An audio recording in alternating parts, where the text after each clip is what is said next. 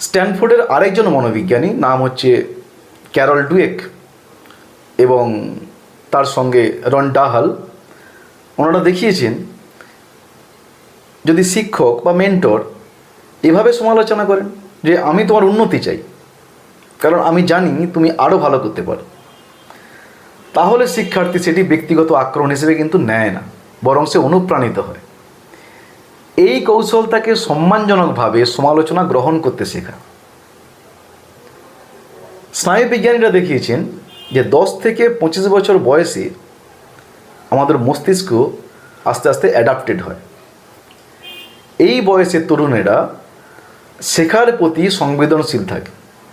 সামাজিক মর্যাদা ও সম্মানের বিষয় তাদের একটা কিন্তু কনসাসনেস থাকে, এবং নিজের কাজের মূল্যায়ন অন্যদের প্রতিক্রিয়ার মাধ্যমে নির্ধারণ তারা করে যে আমি কি করছি, আমি আমি আমি কি প্রশংসা পাচ্ছি, এই ব্যাপারটা তাদের মধ্যে থাকে।